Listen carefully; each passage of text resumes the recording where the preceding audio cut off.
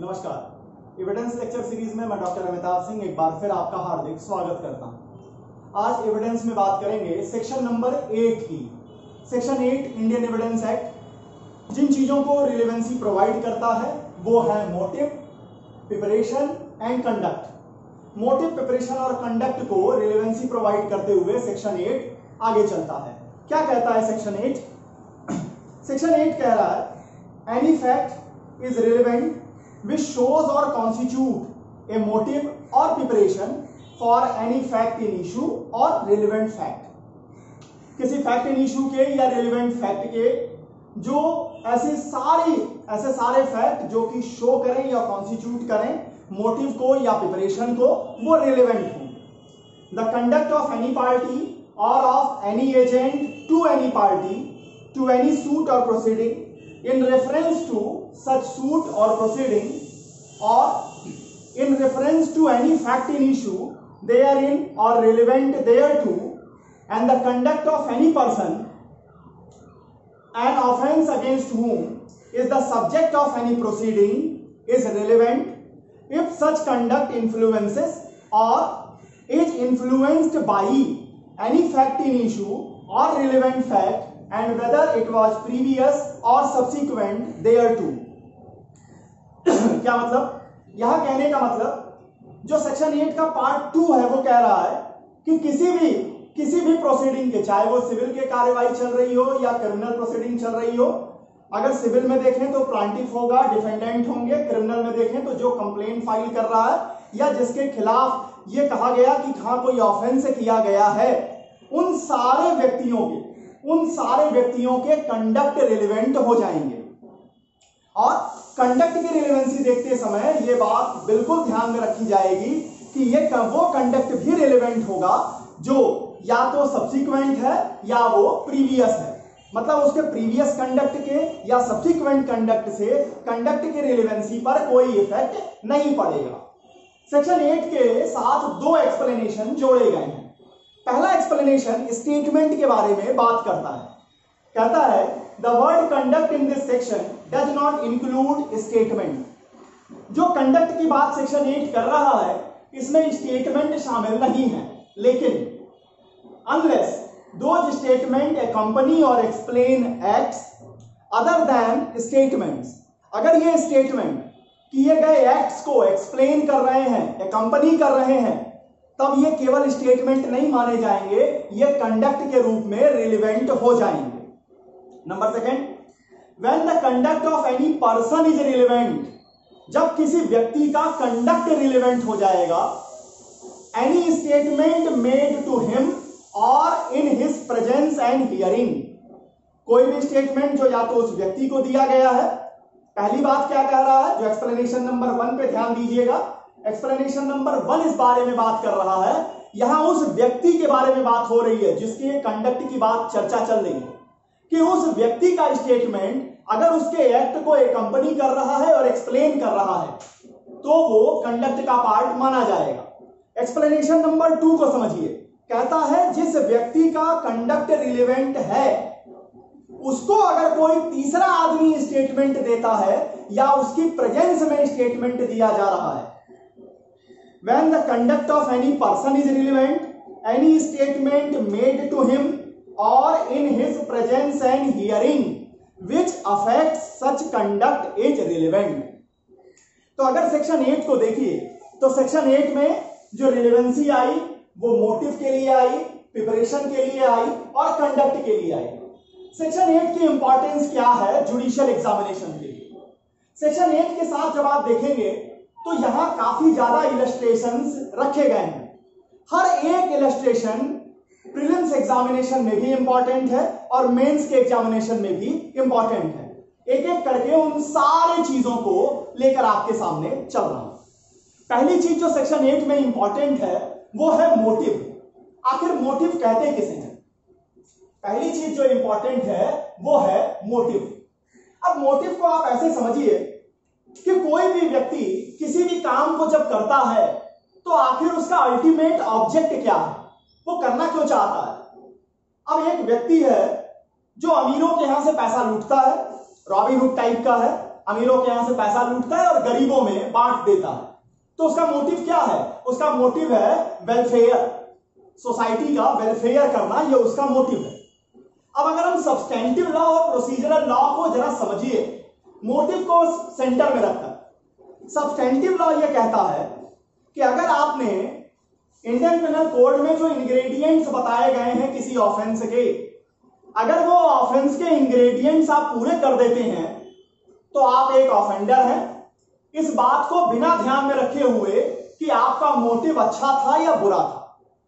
लेकिन जब हम प्रोसीजरल लॉ में आते हैं तो यहां पर मोटिव काफी ज्यादा इंपॉर्टेंट हो जाता है, खास करके उन मुकदमों में जो मुकदमे पूरी तरह से डिपेंडेंट होते हैं सर्कमस्टांशियल एविडेंस पर। अगर कोई केस पूरी तरह से सर्कमस्टांशियल एविडेंस पे डिपेंड हो रही है तो वहां पर जो गवर्नमेंट लीडर हैं, जो गवर्नमेंट की साइड है, उन्हें मोटिव के बारे में भी लाइट डालनी होगी, उन्हें मोटिव को भी साबित करना होगा। अगर वो मोटिव पर कुछ ज्यादा प्रकाश नहीं डाल पाए, एक्यूज के बैड मोटिव की ओर, एक्यूज के कह लीजिए कि फॉरबिडन मोटिव की ओर अगर वो लाइट नहीं डाल पाए, तो ऐसे सर्कमस्टांशियल एविडेंस पर बेस होने वाले केस में सजा दे पाना काफी हरकुलियन टास्क हो जाएगा, मुश्किल काम हो जाएगा।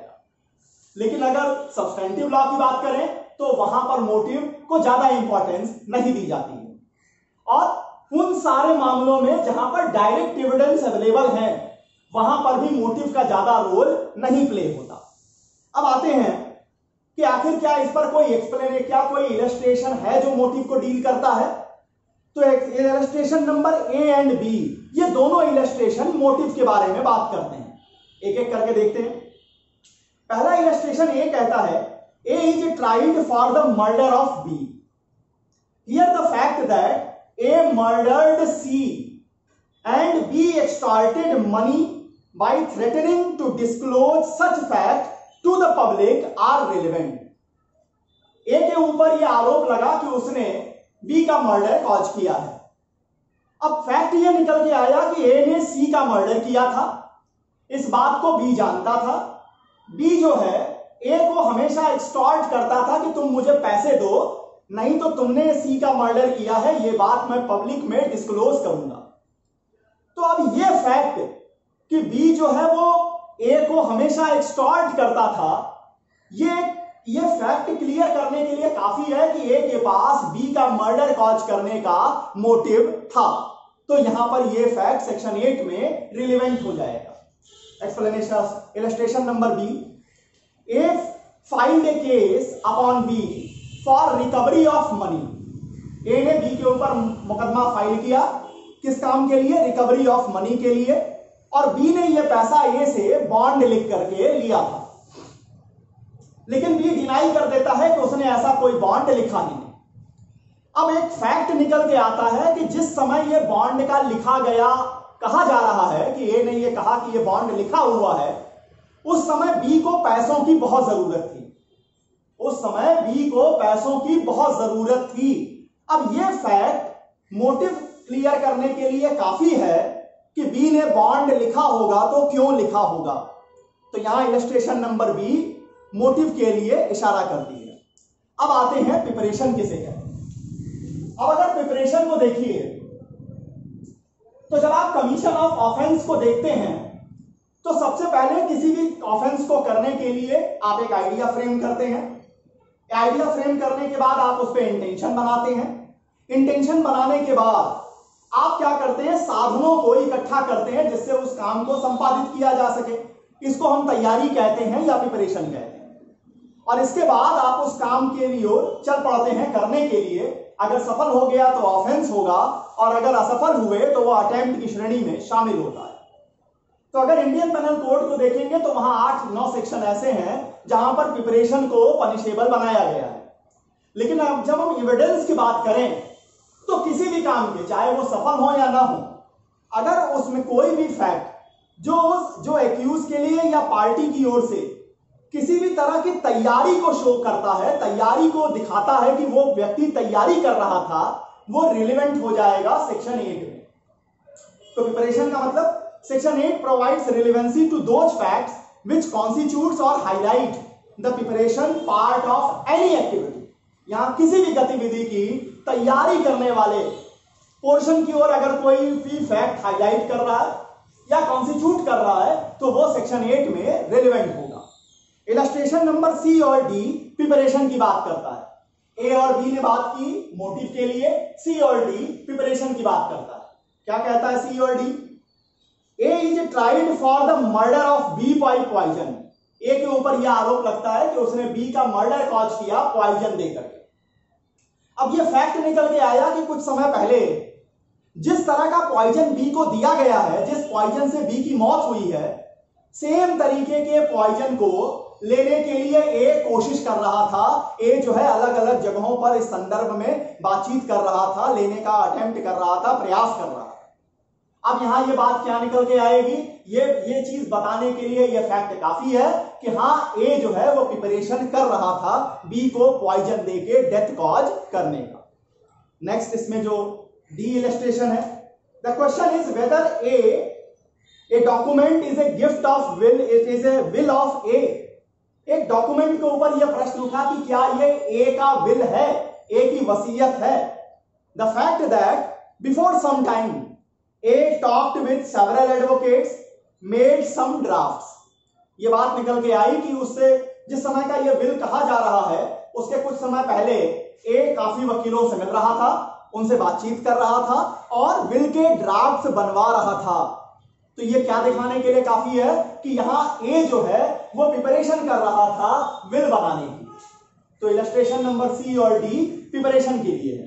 अब आ जाते हैं कंडक्ट पर कि आखिर कंडक्ट को किस तरीके से आप देखेंगे। अब सेक्शन 8 को जब देखें तो सेक्शन 8 सर्टेन पर्संस के कंडक्ट को रिलेवेंसी प्रोवाइड करता है। किसको? चाहे वो सिविल की प्रोसीडिंग हो या क्रिमिनल की प्रोसीडिंग हो। सिविल की प्रोसीडिंग में देखें तो जो मुकदमे के पक्षकार हैं उस मुकदमे से रिलेटेड या फैक्ट इन इश्यू से रिलेटेड उन पार्टीज का कंडक्ट रिलेवेंट हो जाएगा। क्रिमिनल केस में देखिए तो अगर कंप्लेंट फाइल हुई है तो कंप्लेनेंट का, जिसके खिलाफ ये ऑफेंस करने की बात की गई है, और अगर नॉन कॉग्निजेबल तरीके के ऑफेंस हैं या कह लीजिए कि जहां कंप्लेंट नहीं फाइल की गई है वहां पर उस क्रिमिनल केस में सारे लोग जो भी उसमें पार्टीज हैं उन सभी के कंडक्ट रिलेवेंट हो जाएंगे सेक्शन 8 के अंदर। अब अगर देखें एक केस आती है अमीना वर्सेस हसन कोया की। इस केस से आपको समझने में मदद मिल जाएगी कि कैसे आप कंडक्ट को देखेंगे। अमीना वर्सेस हसन कोया की केस है, अमीना वर्सेस हसन कोया। केस में हुआ क्या? केस के ऊपर ये केस के फैक्ट थे कि यहां पर एक व्यक्ति के साथ एक लड़की की शादी हुई और वो लड़की जो है वो शादी के समय ही गर्भवती थी। ये बात को पति से छिपाया गया था, जो प्रोस्पेक्टिव हस्बैंड था उसे इस बात को छिपा के ये शादी की गई थी। अब यहां कोर्ट ने कहा कि हस्बैंड का जो कंडक्ट है शादी के समय और जिस समय उसे यह बात पता चलती है उसके बाद उसका बिहेवियर क्या है, उसके बिहेवियर में जो कुछ भी फैक्ट निकल के आएंगे वो सेक्शन 8 में रिलेवेंट है। क्यों? कि जिस समय किसी व्यक्ति को यह पता चला कि उसकी पत्नी जो है वो गर्भवती है, अब उसके बाद भी अगर वो उसके साथ रह रहा है, टाइम स्पेंड कर रहा है, तो इसका क्या मतलब है? ये कंडक्ट ये बताने के लिए काफी है कि उसने उस एक्टिविटी के लिए पत्नी को फॉरगिव कर दिया है, माफ कर दिया है। तो उसके बाद वो आगे जाकर के ये ग्राउंड नहीं उठा पाएंगे कि हाँ उससे जो शादी कराई गई थी वो उसके गर्भ को छिपा कर कराई गई थी। तो यहां सेक्शन 8 में कंडक्ट इंपॉर्टेंट हो गया पति का। यहां पर इलस्ट्रेशन नंबर ई और इलस्ट्रेशन नंबर आई ध्यान दीजिएगा। अभी तक सीरियल से इलस्ट्रेशन चल रहे थे, लेकिन illustration number E and I ये दोनों डील करेंगे कंडक्ट को। देख लेते हैं ई और आई को। ई कहता है at the time of offence or either before or after the offense, A was trying either to destroy the evidence, और टेम्परिंग द विटनेस और preparing some evidence in his favour were relevant. अब यहां illustration ई को देखिए तो यह कहता है कि ये ऑफेंस करने के दौरान, उसके थोड़े समय पहले या थोड़े समय बाद में, तीनों ही काल को देख लीजिए, प्रेजेंट में, पास्ट में, फ्यूचर में, तीनों ही समय में ए या तो विटनेसेस को टेम्परिंग करते हुए मिल रहा था या उसके खिलाफ जो एविडेंसेस थे उनको डिस्ट्रॉय करने की कोशिश कर रहा था या अपने फेवर में कुछ एविडेंस बना रहा था।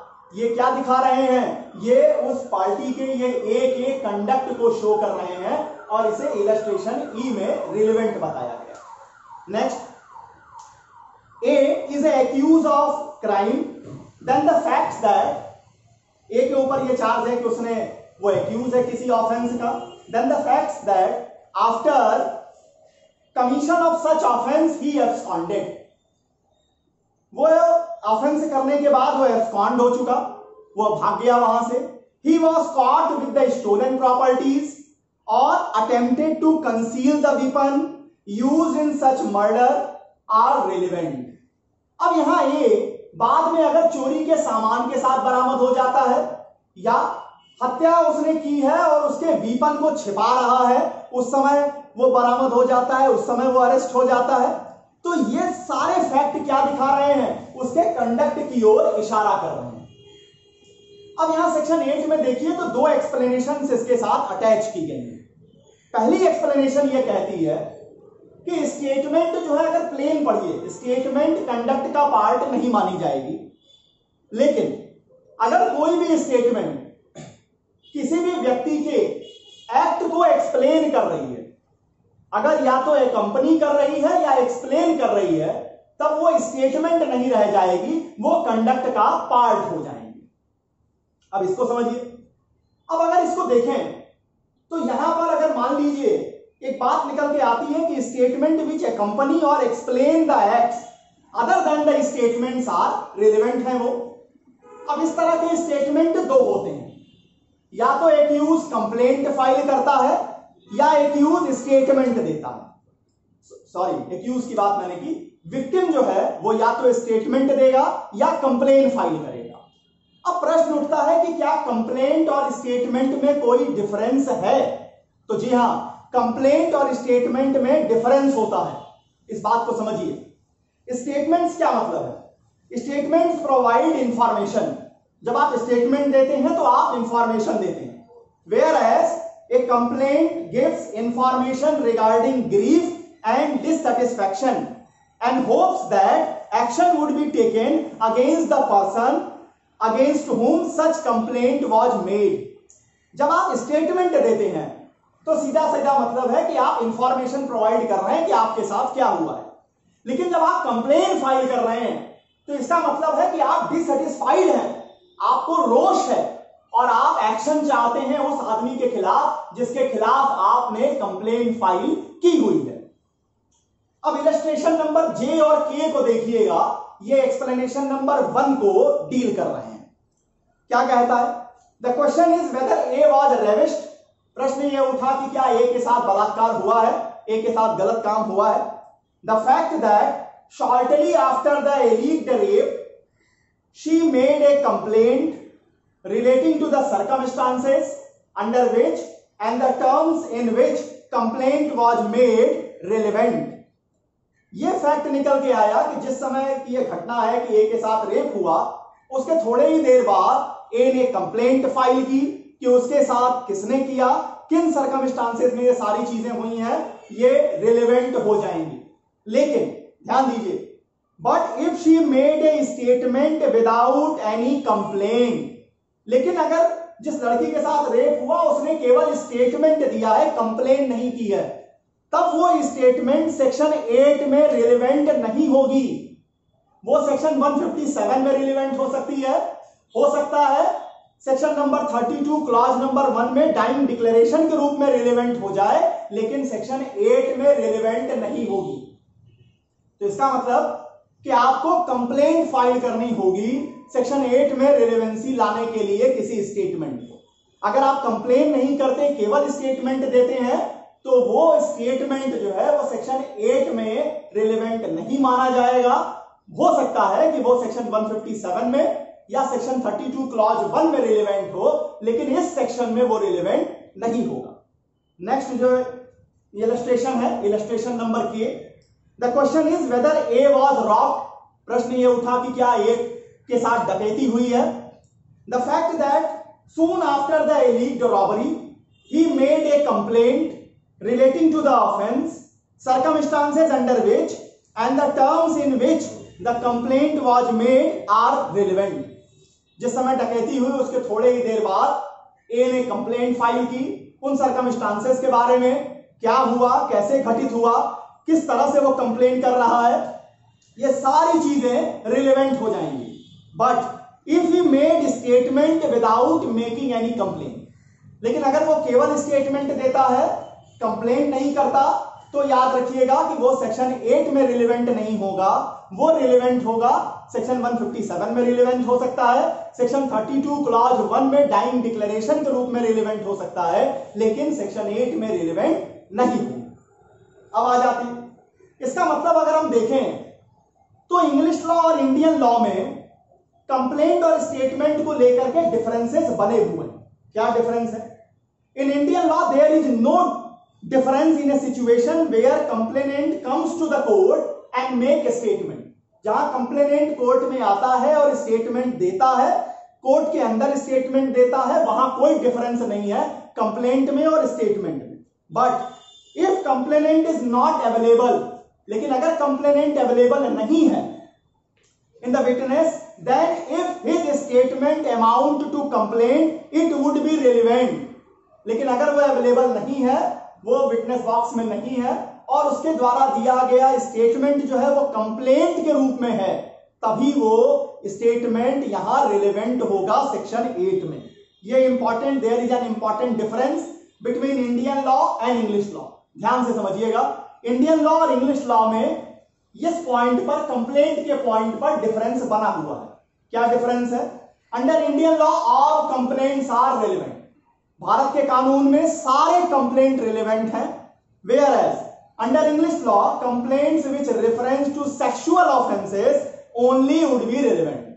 भारत में सारे तरीके के कंप्लेंट, चाहे वो डकैती से रिलेटेड हो, बलात्कार से रिलेटेड हो, हत्या से रिलेटेड हो, वो रिलेवेंट होंगे। लेकिन अगर हम इंग्लिश लॉ की बात करते हैं तो वहां कंप्लेंट अगर सेक्सुअल ऑफेंसेस से रिलेटेड है तभी रिलेवेंट होंगे, अदरवाइज वो रिलेवेंसी नहीं प्रोवाइड करते।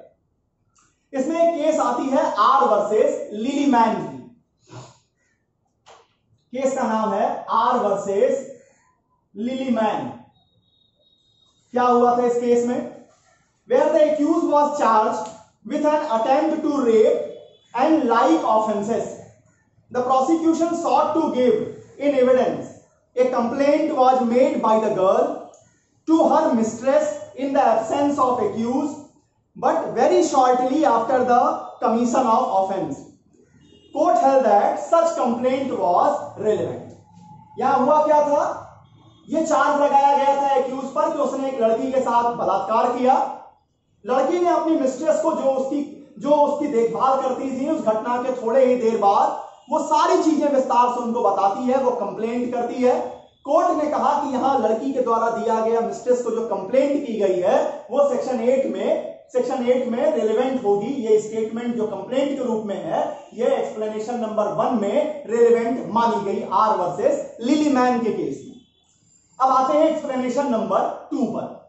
एक्सप्लेनेशन नंबर 1 और 2 में अक्सर इंटरव्यू बोर्ड डिफरेंसेस पूछते हैं कि सेक्शन 8 के एक्सप्लेनेशन नंबर 1 और एक्सप्लेनेशन नंबर 2 में क्या डिफरेंस है। अब इसका अगर आप पिन पॉइंट करके समझिए तो आपको ये बड़ा स्पष्ट रूप से समझ में आ जाएगा कि क्या डिफरेंस है। अब अगर देखिए एक्सप्लेनेशन नंबर 1 और 2 को एक एग्जांपल के जरिए मैं आपके सामने रख रहा हूं। एक्सप्लेनेशन नंबर 1 कह रहा है, एक्सप्लेनेशन नंबर अगर 1 को देखिए तो यह कह रहा है कि स्टेटमेंट जो क्या करे, एक कंपनी करे या एक्सप्लेन करे।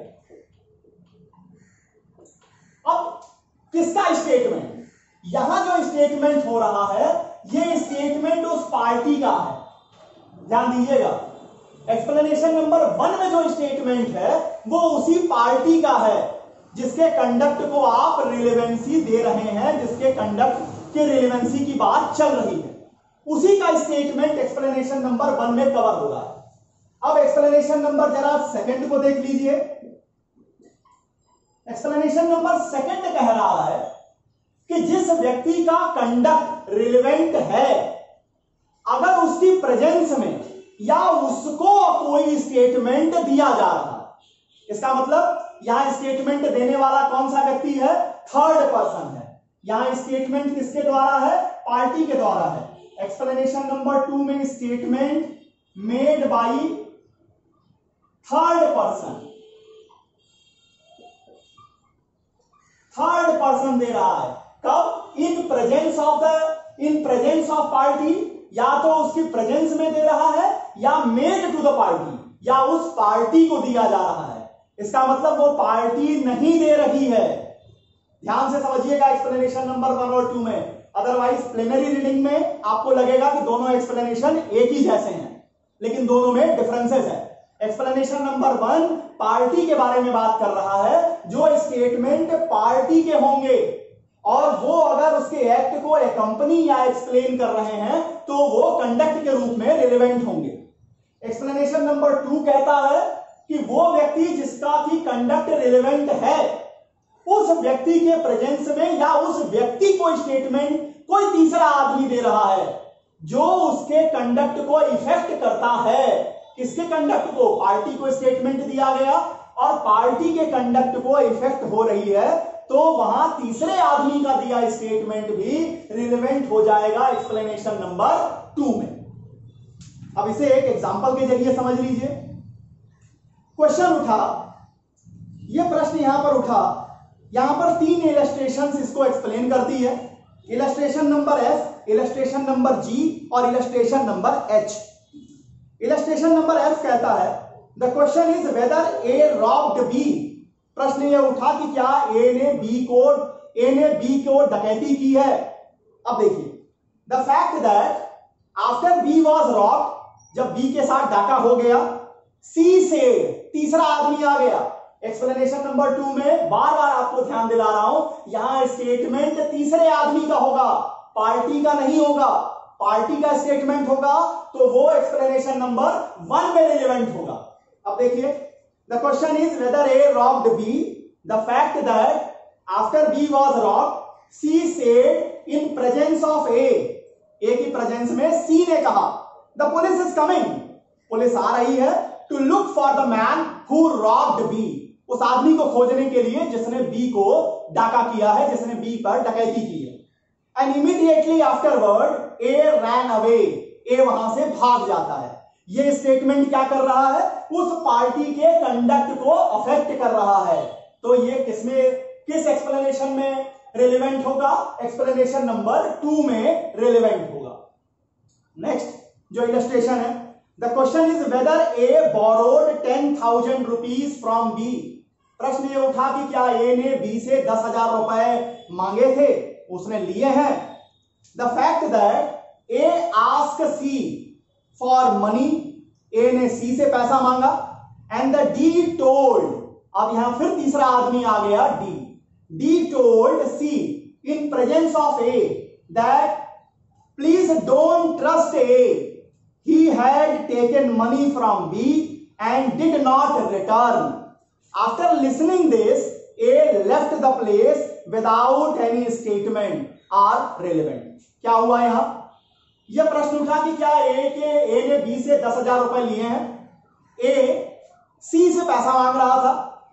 उस समय डी वहां पर प्रेजेंस था। डी ने कहा कि सी, ए का भरोसा मत करना, ए ने बी से भी पैसे लिए हुए हैं और उसने अभी तक पैसे वापस नहीं किए हैं। यह सुनने के बाद ए वहां से चुपचाप चला गया। अब तीसरे आदमी का स्टेटमेंट है। तीसरा आदमी कौन? डी।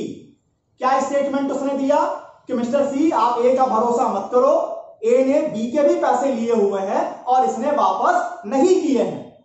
यह सुनने के बाद जो ए है जिसके ऊपर ये चार्ज है कि उसने पैसा लिया है या नहीं, वो वहां से चला गया। तो स्टेटमेंट किसका है? थर्ड पार्टी का है, अफेक्ट हो रही है पार्टी। तो ये कहां पर रेलेवेंट होगा? एक्सप्लेनेशन नंबर 2 में। Next illustration, the question is whether A committed a crime. यह प्रश्न उठा कि क्या ए ने ऑफेंस किया है, ए ने अपराध किया है। The fact that A received a letter who warned him that an inquiry may move against him, and after receiving the letter he absconded immediately are relevant। यहां एक प्रश्न था कि क्या ए ने ऑफेंस किया है।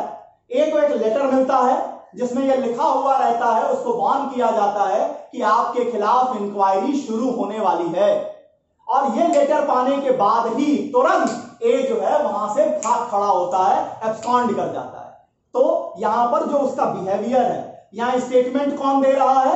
लेटर के माध्यम से कोई तीसरा आदमी दे रहा है, जो उसकी प्रेजेंस में स्टेटमेंट आ रहा है या उसी को किया जा रहा है, और क्या अफेक्ट कर रहा है? उसके बिहेवियर को, उसके कंडक्ट को। वो वहां से क्या करता है? भाग खड़ा होता है, उसके एक्ट को यहां पर अफेक्ट कर रहा है। तो ये रिलेवेंट हो जाएगा किस एक्सप्लेनेशन में? एक्सप्लेनेशन नंबर 2 में। तो एक्सप्लेनेशन नंबर 1 में स्टेटमेंट ऑफ पार्टी की बात आएगी, एक्सप्लेनेशन नंबर 2 में स्टेटमेंट ऑफ थर्ड पर्सन की बात आएगी, which made either to the party or made in the presence of the party which affects the act of party। तो यहां पर एक्सप्लेनेशन नंबर 1 और 2 में ये डिफरेंस है। इसमें एक और लीडिंग केस आती है आर वर्सेस सृष्टि की। R versus Srishti.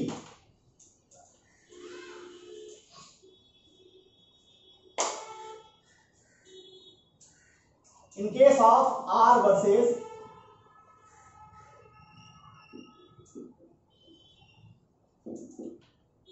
Srishti, the accused committed an indecent assault on a small boy। एक छोटे बच्चे के ऊपर एक्यूज ने indecent तरीके से assault किया था। The mother of the victim gave evidence that very shortly after the incident she went to the scene। The boy was identified as accused as assailant and gave particulars of the assault। Court held that here there is no complaint, यहां कोई complaint नहीं file की गई from the side of the boy, so it is not relevant under section 8। Section 8 में जब तक आप complaint के रूप में नहीं आते, कंप्लेंट नहीं फाइल करते हैं, तब तक वो स्टेटमेंट रिलेवेंट नहीं हो रही है। तो यहां स्मॉल बॉय ने कोई कंप्लेंट नहीं की थी, उसके मदर ने सारी चीजें की थी, तो वहां पर इसे सेक्शन 8 में आर वर्सेस सृष्टि के केस में रिलेवेंट नहीं किया गया। इतनी बातें रही सेक्शन 8 इंडियन एविडेंस एक्ट को लेकर। एविडेंस लेक्चर सीरीज के अगले लेक्चर में सेक्शन नंबर 9 को लेकर आपके सामने उपस्थित होंगे। तब तक के लिए बहुत बहुत धन्यवाद। नमस्कार।